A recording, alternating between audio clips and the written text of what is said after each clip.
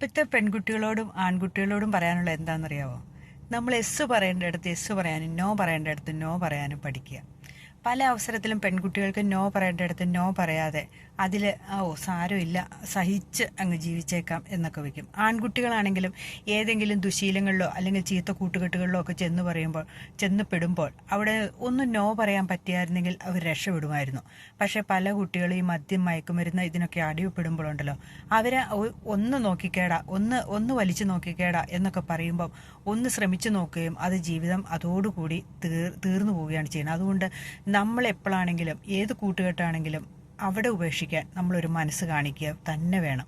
നമുക്ക് എന്തെങ്കിലും ഒരു പന്തികേട് തോന്നിക്കഴിഞ്ഞാൽ അവിടെ നിന്ന് രക്ഷപ്പെടാൻ ഒരു മാർഗം, അത് നോ പറഞ്ഞ് തന്നെ നമ്മൾ നല്ല രീതിയിൽ തന്നെ നമ്മൾ ഒഴിവായി പോരുക. ആരെ വെറുപ്പിക്കാനൊന്നും പോകണ്ടെന്നേ. നമ്മൾ പെണ്ണാണേലും ആണാണേലും അവിടെ നിന്ന് നമ്മൾ ഒഴിവാകാനുള്ളൊരു മാർഗം കണ്ടുപിടിച്ച് നമ്മൾ പോന്നേക്കുക. അതിൽ പെട്ടുപോയി കഴിഞ്ഞാലാണ് നമ്മുടെ ജീവിതം തീർന്നു പോകുന്നത്. അപ്പോൾ പരമാവധി നമ്മൾ അങ്ങനെയുള്ള ബന്ധങ്ങളിലോ എന്തെങ്കിലും കൂട്ടുകെട്ടുകളിലോ ഒക്കെ പെടാതെ നോക്കുകയാണ് വേണ്ടത്. ശരിയല്ലേ? ഒന്ന് ചിന്തിച്ചു നോക്കിയേ.